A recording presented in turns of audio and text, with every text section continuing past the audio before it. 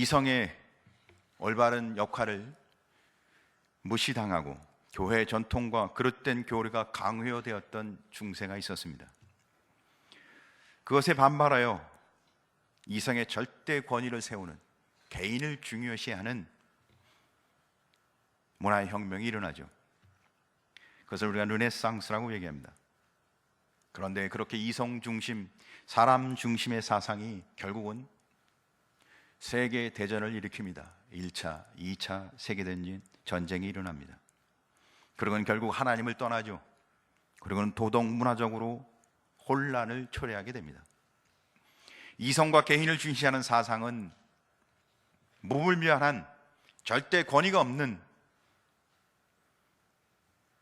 세상을 혼란케 하는 삶으로 인도합니다. 그래서 성경 잠언은 이렇게 기록하고 있습니다. 계시, 하나님의 말씀을 떠난 백성은 방자해진다. 사랑하는 성도 여러분, 하나님이 도우심이 없는 이성과 개인은 결국 인생에 그 어떤 해답도 줄 수 없다는 것입니다. 사랑하는 성도 여러분, 도리어 우울, 회의적인 삶을 살게 되고 혼란에 빠지게 된다는 것입니다. 그러므로 우리는 인간 개개인이 아니고 이성을 중심으로 한 삶이 아니라 계시, 하나님의 말씀과 하나님 중심의 삶을 살아가는 성도 되길 주임으로 축원합니다. 그런데 이 현대 사회는 점점 이성 중심 또한 계시 중심이 혼합되어 있어요. 교회에서 예수 그리스도를 믿는다 하면서도 철저하게 계시 중심이 아니라 그 안에 개인 한 사람 한 사람의 생각도 중요하다고 여겨요. 사랑하는 성도 여러분, 우리는 하나님의 말씀을 중심으로 한, 하나님을 중심으로 한 삶의 변화가 예배를 통해, 말씀을 통해 일어나길 주임으로 축원합니다. 오늘 이 본문을 통해서 우리는 계시 중심, 하나님 말씀 중심으로 사는 삶이 무엇인지를 함께 나누고자 합니다. 첫째, 하나님 중심의 삶에 대해서 나누고자 합니다. 하나님은 선민, 하나님이 택한 백성에게 제일 먼저 원하는 게 있어요. 이스라엘 백성이 가나안, 선택받은 이스라엘 백성이 가나안에 들어갔을 때 그들이 제일 먼저 해야 할 하나님의 명령이 있었습니다. 그것은 우상을 타파하는 것이에요. 하나님은 명하십니다. 우상을 파괴하라. 왜냐하면 하나님과 이스라엘 백성과의 언약적 관계를 계속해서 이어가기 위해서 하나님은 단호하게 명령하십니다. 우상을 타파하라. 우상은 뭘까요? 우상은 썩어져 없어질 것입니다. 영원한 게 아니에요. 우상은 금방 없어집니다. 있는 동안은 힘이 있는 것처럼 보일 뿐이죠. 그리고 결국은 우상은 멸망합니다. 사랑하는 성도 여러분, 없어질 것, 멸망할 것 의지하지 마시고 영원하신 하나님을 의지하시길 주임으로 축원합니다. 더구나도 우상은 우리를 구원해 주지 못해요. 우리를 죄에서 구원하실 하나님을 믿으시기 바랍니다. 근데 우상은요, 우리를 절대 구원하지 못해요. 여러분, 구원하지 못할 것 바라보지 마시고 우리를 구원하실 하나님 앞에 예배하시길 주임으로 축원합니다. 그러니까 우상은 예배의 대상이 아닌 거예요. 경배의 대상이 아닌 거예요. 사랑하는 성도 여러분, 예배할 가치가 없는 것을 예배하지 마시고 오늘도 날 구원하신 하나님의 은혜 앞에 예배하는 예배자가 되시길 주임으로 축원합니다. 그래서 하나님은 당신이 약속한 땅 가나안에서 우상을 타파하고 하나님의 주권을 인정하고 하나님께 영광 돌리기를 원하십니다. 사랑하는 성도 여러분, 이 예배를 통해서 하나님이 날 구원하신 것을 기억하고 하나님이 내게 주신 모든 죄를 제하고 오직 하나님께만 예배하는 예배자가 되시길 주임으로 축원합니다. 하나님은 눈에 보이는 형상을 섬기는 것을 하나님은 가증히 여기십니다. 그것은 하나님의 법과 율법에 어긋나는 것이, 그것은 하나님을 떠나는 것이, 하나님의 말씀을 떠나는 것입니다. 하나님과 우상은 완전히 구별됩니다. 우리는 하나님만 경배하고 찬양하는 성도 되길 간절히 소원합니다. 소요리 문답체 5문을 찾아보면 이런 질문을 합니다. 하나님 한 분 외에 또 다른 하나님이 있습니까? 거기에 답은 하나님은 한 분이시니 참되시고 살아계신 하나님이다. 사랑하는 성도 여러분, 하나님은 한 분이시고 참되고 살아계신 분인 줄 믿으시기 바랍니다.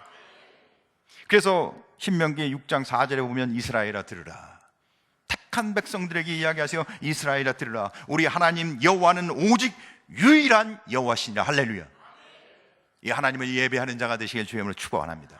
이 하나님을 나의 하나님으로 고백하는 복된 백성 되길 주의 이름으로 축원합니다. 여기에 에하드라는 하나라는 의미를 갖고 있는 히브리어 단어가 있습니다. 그것을 유일한으로 번역하고 있습니다. 하나님은 숫자적으로 하나만 의미하는 게 아니라 유일하신, 여호와라 이름하기에 합당하신 독특한 유일하신 신비하신 분이라는 겁니다. 할렐루야. 당시에 가나안 땅에 살던 사람들은 토지를 비옥하게 하는 신 바알을 섬깁니다. 토지를 비옥하게 한다는 게 뭔가요? 우리를 풍요롭게 잘 살게 해주는 풍요의 신이었던 거예요. 또 성적 쾌락과, 그래서 자손이 많아 다산을 의미하는 아스다론 신을 섬깁니다. 풍요와 자손이 많아지는 자손의 복을 받기 위해 우상을 섬겼던 거예요. 사랑하는 성도 여러분, 세상엔 우리를 풍요롭게 하거나 우리를 자손이 자자손손 번성케 해줄 신은 없어요. 우리는 유일하신 하나님 앞에 거룩과 성결한 언약 백성으로 살아가길 주의 이름으로 축원합니다. 우상을 척결하고 우상은 멀리하고 하나님 중심, 언약 중심, 하나님 말씀 중심으로 주님 앞에 선 거룩한 백성 되시길 주의 이름으로 축원합니다. 그것은 성결하고 순수한 거룩한 하나님의 백성이 주님 앞에 선 모습입니다. 하나님 중심의 계시 종교는 가나안의 자연 종교와는 절대 혼합할 수가 없어요. 그런데 우리가 살아가고 있는 이 현대는, 우리가 섬기는 현대 이 시대에는 우상이 얼마나 교묘한 형태로 있는지, 고대 세계의 우상은 눈에 보였어요. 그래서 구별하기가 쉬워요. 왜? 형상화를 만들었으니까. 그래서 척결하기도 쉬워요. 아, 요거 우상이구나. 부셔버리거나 가루를 만들어버리거나. 그런데 현대 우상은 어떻게 해요? 모양이 없어요. 그래서 사람들이 내가 우상을 섬기는 자체를 몰라. 내가 우상을 섬기고 있는데도 불구하고, 우상의 영향을 받고 있는데도 불구하고, 그래서 우상의 영향을 받기에 점점 하나님을 떠나고 신앙을 파괴하는 일을 해요. 그리고는 자기가 하나님을 믿고 있다고 착각하고 있는 거예요. 현대 우상 중에 가장 강력한 우상은 맘몬이에요. 돈신이죠. 이 맘몬은 우리도 의식하지 못하는 사이에 하나님의 자리에 대신 차지해요. 돈의 영향력이 우리를 좌지우지한다는 겁니다. 그래서 맘몬에 의해서 어떻게 해요? 노동을 해요. 직장을 갖고 돈 벌기 위해. 돈이 최고니까. 사랑보다도 더 앞서는 것도 돈이에요. 결혼을 못해. 결혼을 해도 조건을 따질 수밖에 없어요. 자식도 팔아버려요. 자식도 뭐예요? 돈 버는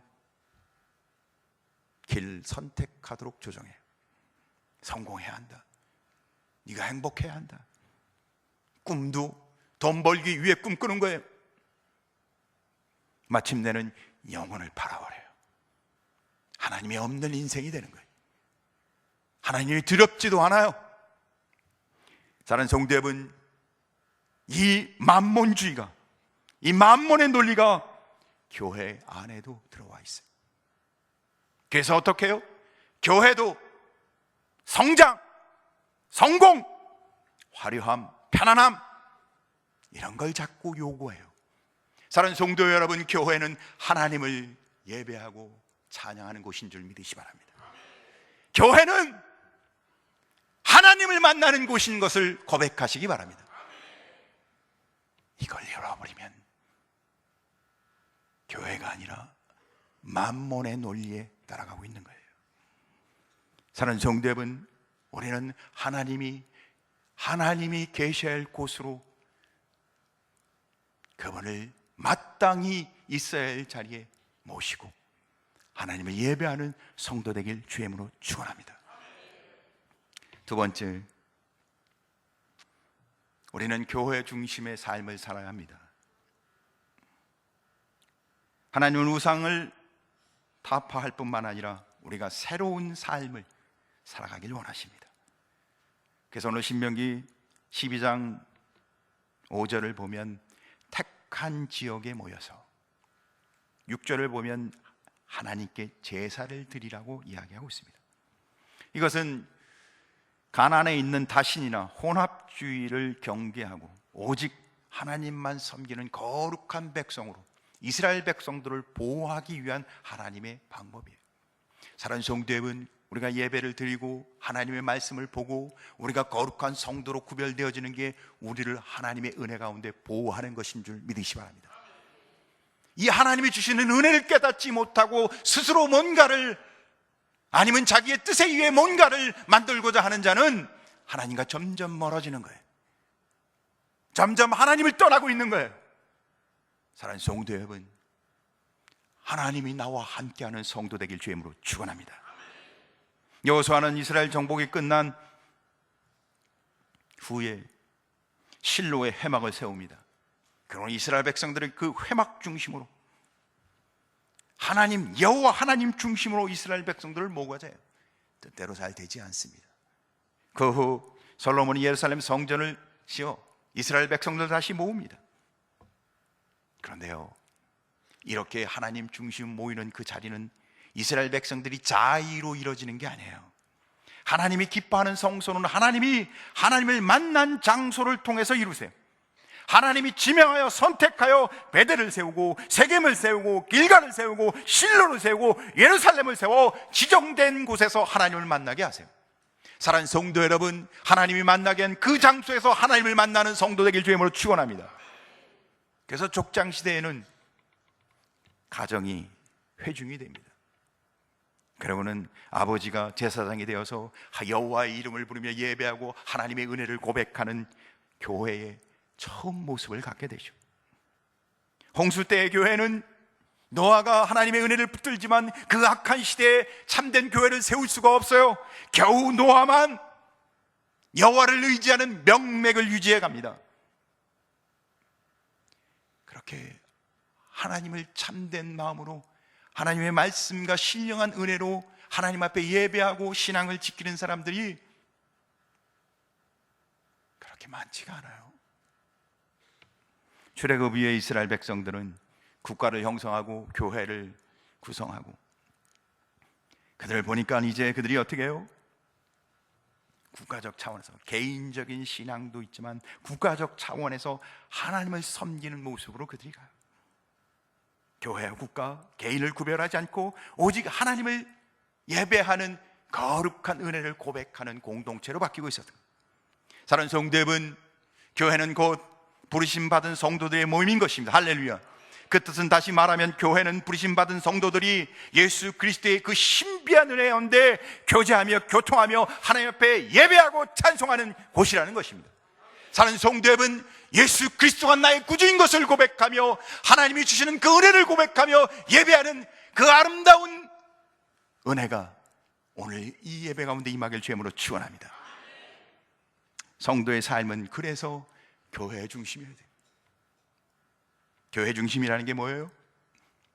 요한복음 17장을 보면 교회의 표지, 교회에 나타날 은덕에 대해서 6가지를 이야기합니다. 기쁨, 거룩, 진리, 주님이 보내심, 소명이죠. 하나됨, 사랑. 우리 근곡교회 온 성도는 이 예배를 통해 주님이 교회가 가져야 할 아름다운 덕목 6가지가 드러나길 주의 이름으로 축원합니다. 당연히 지리적으로도 가까운데 교회가 있는 게 덕스럽고 좋습니다. 그러나 교회를 중심으로 가까이 가야 한다는 말은 무조건 교회 근처로 이사하러 오는 말에 초점이 있는 게 아니에요. 우리가 하나님 중심으로 우리의 삶 속에 사랑하는 성도 여러분, 기쁨이 넘치길 주의 이름으로 축원합니다. 하나님의 거룩한 이름으로 구별된 삶을 살아가길 주의 이름으로 축원합니다. 우리가 하나님이 주신 은혜 가운데, 진리 가운데, 말씀 가운데 살아가길 주임으로 축원합니다. 하나님이 보내신 소명을 아는 자가 되시길 바랍니다. 그리고는 그리스도 예수 안에서 하나 되길 바랍니다. 나누는 건요, 하나님의 뜻이 아니에요. 그리고는 사랑하는 거예요. 주님이 날 사랑한 것처럼 우리가 죄인이고 죄로 죽었던 우리를 자격이 있어서 하나님이 날 사랑한 게 아니에요. 우리가 서로 사랑하는데 자격이 있어 사랑하라는 게 아닙니다. 여러분, 주님이 우리에게 사랑하라는 건 저 사람이 사랑할 만한 자격이 없는데도 사랑하라는 거예요. 주님이 날 그렇게 사랑한 것처럼. 이게 뭐예요? 교회의 표지예요. 무슨 뜻이에요? 예수 믿었다는 표가 그의 삶 가운데 나타나고 있다는 거예요. 예수 믿었다고, 내가 예수 믿는다고 그의 삶 가운데 그렇게 나타난다는 거예요. 할렐루야. 우리 근곡교회 온 성도는 예배하고 하나님 말씀을 붙들고 살아가는데 내가 예수 믿는 표지, 예수 믿는 증거가 삶에 드러나기를 주의 이름으로 축원합니다. 어떤 이는 교회를 교양 편안하길 원하죠. 나는 70몇 년 교회 다니고 있다. 아니에요, 그런 거. 내가 너무 힘든데 주님의 교회에 나와서 찬송하다 보니까 기분이 편안해진다. 착각하지 마십시오. 우리를 편안하게, 안전하게, 아니요, 우리를 구원하시기 위해, 우리에게 생명을 주시기 위해. 사랑하는 성도 여러분, 그 주님의 은혜를 고백하며 교회 중심의 삶을 살아가길 주님을 축복합니다. 그것은 뭐예요? 하나님의 주권을 인정하는 삶을 산다는 거예요. 그의 삶 속에 하나님이 주시는 교회의 표지가 거룩과 기쁨과 진리와 소명과 하나됨과 사랑이 삶 속에 드러나고 있다는 거예요. 할렐루야. 우리는 계시 중심으로, 하나님 중심으로 살아가는 만몬의 논리를 벗어버리고 여호와의 이름으로 승리하는 성도 되길 주님으로 축원합니다. 세 번째, 오늘 성경 신명기 12장 6절과 7절 말씀을 보면 예물 그리고 거룩한 축제인 예배에 대해서 말씀하고 있습니다. 우리에게 하나님 중심, 또한 우리 삶 속에 변화가 일어날 때 우리의 삶 속에서는 예배, 거룩한 예배의 모습이 드러날 줄 믿으시 바랍니다.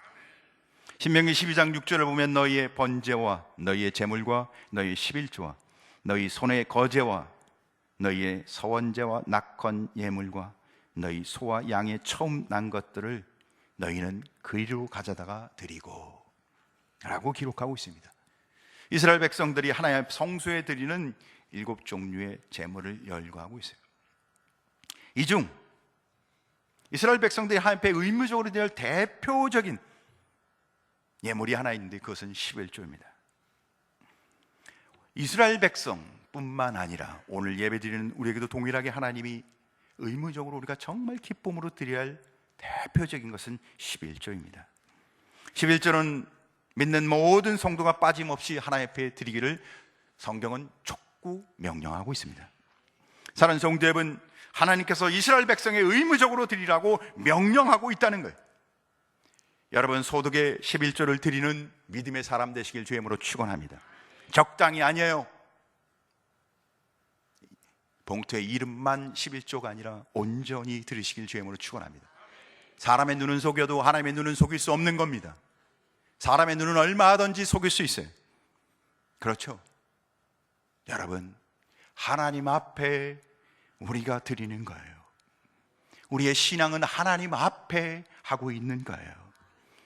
우리가 11조조차 믿음으로 하나님이 주신 것조차, 하나님의 말씀조차 제대로 구별하지 못한다면 어떻게 그가 진실된 성도라 말할 수 있겠어요?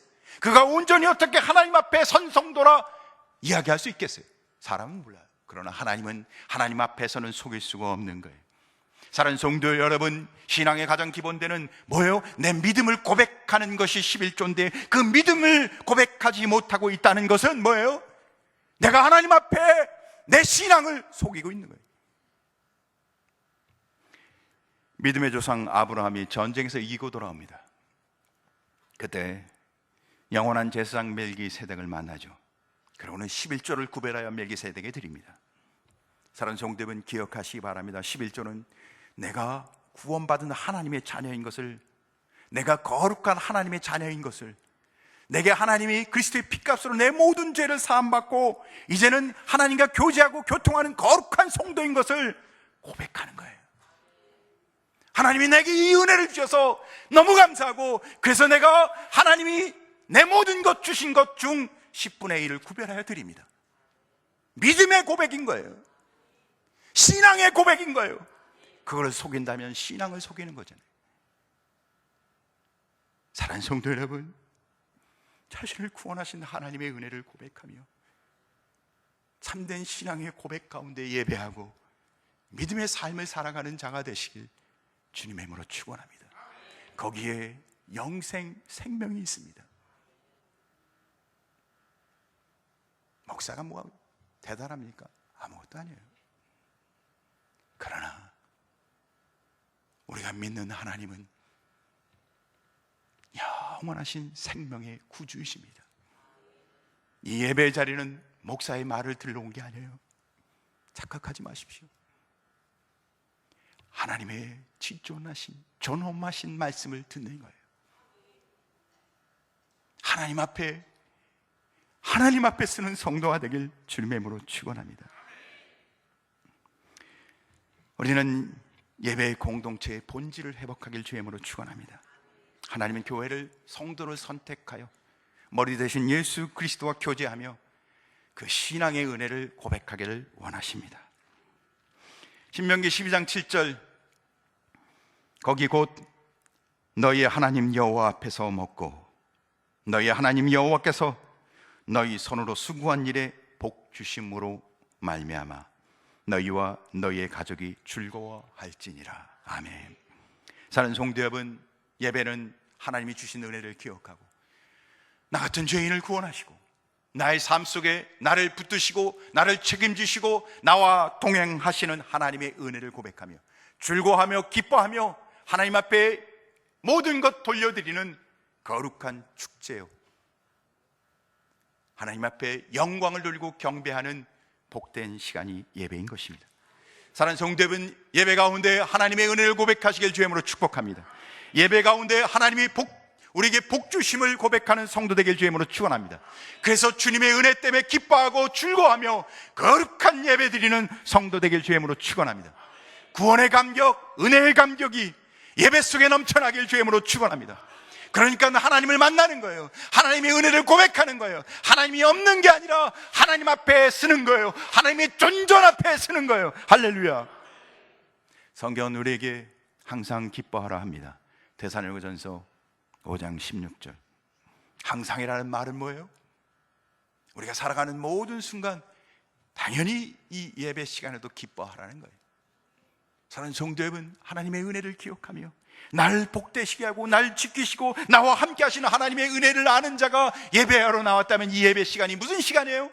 기쁨과 찬송과 주께 영광 돌리는 시간 아닙니까? 사랑하는 성도 여러분, 하나님의 은혜를 회복하시기 바랍니다. 하나님의 은혜를 회복하시기 바랍니다. 할렐루야. 사랑하는 성도 여러분, 우리는 경직된 예배 드리지 마시고 굳어진 마음으로 나오지 마시고 우리를 사랑하시되 아들을 내어놓기까지 사랑하시고 우리를 사랑하시되 기꺼이 전부를 내어놓고 사랑하신, 그리고 우리의 삶 순간순간 언제나 세상 끝날까지 우리와 함께 하실 하나님의 은혜를 기억하고 여기에 왜 오셨습니까? 그 은혜 때문에 오신 거 아닌가요? 왜 예배하러 오셨나요? 그 사랑 때문에 오신 거 아니에요? 그렇다면 그 은혜와 그 사랑으로 기뻐하며 즐거워하며 거룩한 예배하는 믿음과 신앙의 공동체 되시길 주님의 이름으로 축원합니다. 초대 예루살렘 교회는 그런 아름다운 모습을 보여주고 있습니다. 그들은 한마디로 날마다 축제 예배를 드렸습니다. 이방인들은 무질서하게 먹고 마시며 광란에 빠진 예배를, 자기들의 생각에 맞는 예배를 드렸지만 하나님의 백성들은 잘 정돈되고 질서 있게 하나님의 은혜를 고백하며 거룩한 예배를 드렸습니다.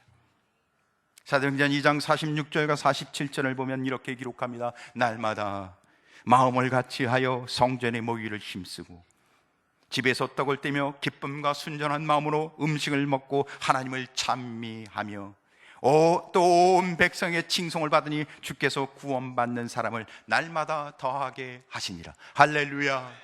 이 아름다운, 이 거룩한 아름다운 예배의 공동체가 이 안에, 금곡교회 안에 임하길 주님의 축원합니다. 거룩한 축제, 주님의 은혜가 너무너무 감격스러워 예배마다 은혜와 찬송이 넘쳐나는 이 예배, 그렇다면 인생의 삶의 무게에 짓눌려 지친 영혼이 이 예배에 올 때마다 회복될 줄 믿습니다.